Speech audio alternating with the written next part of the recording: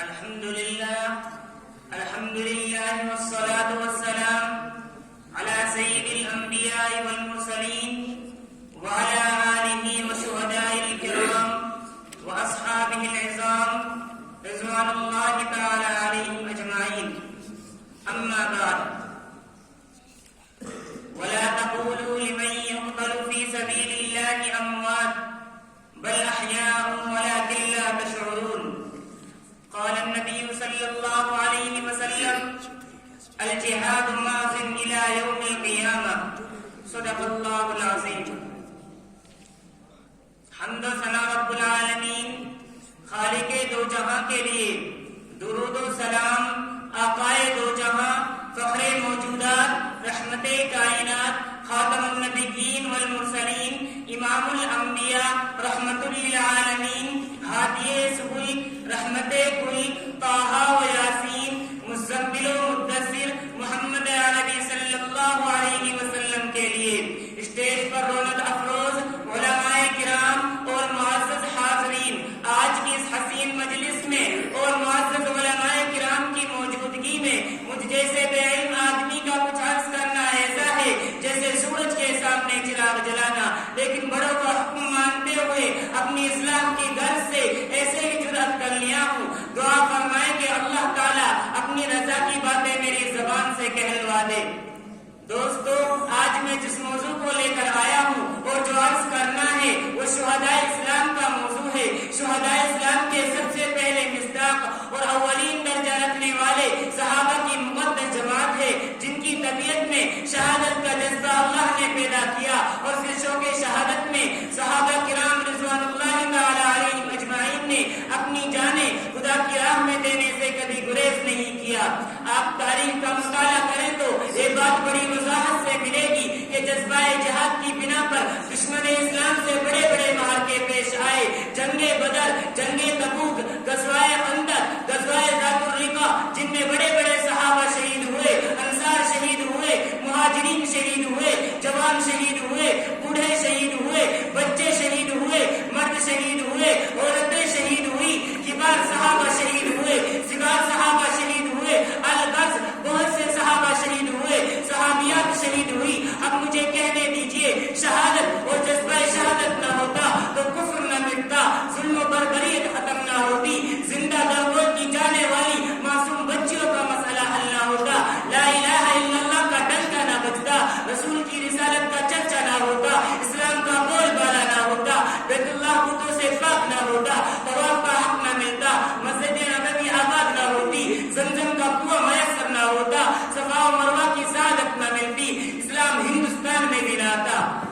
چنانچہ اسلام کے ابتدائی دور کا مطالعہ کیجئے، صحابہ کی زندگی کے حالات دیکھیے. جب ان کو گھر سے بے گھر کیا جا رہا تھا، وطن چھوڑنے پر مجبور کیا جا رہا تھا، ان کے باغات پر قبضہ کر لیا گیا تھا، ان حالات میں جب صحابہ دوچار تھے تو کفار اور مشرکین ان کی ظاہری کمزوری کو دیکھ کر جنگ کے لیے للکار رہے تھے، تو صحابہ کرام نے اپنے دلوں میں جذبہ جہاد لے کر حضور صلی اللہ علیہ وسلم کے حکم پر بے خوف و خطر میدان جہاد کی طرف چل پڑے.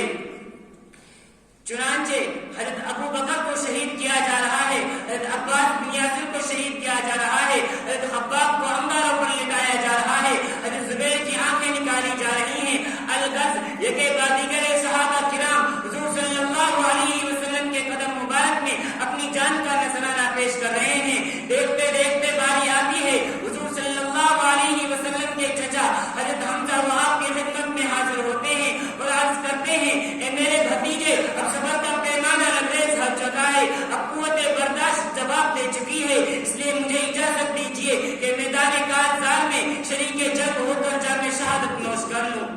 سرکار دو عالم صلی اللہ علیہ وسلم فرماتے ہیں: چچا تھوڑا ٹھہر جاؤ. سیدنا حمزہ عرض کرتے ہیں: فی امان اللہ. الغرض حضرت حمزہ کے جذبہ کو دیکھ کر، تڑپ کو دیکھ کر، آرزو کو دیکھ کر، خواہش کو دیکھ کر حضور صلی اللہ علیہ وسلم اجازت دے دیتے ہیں.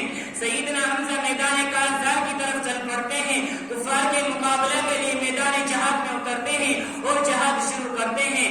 چنانچہ ایک وہ وقت آتا ہے جب سیدنا حمزہ شہید ہو جاتے ہیں. حضرت حمزہ کی شہادت کا منظر یاد کر کے کلیجہ کانپ جاتا ہے، دماغ فیل ہو جاتا ہے.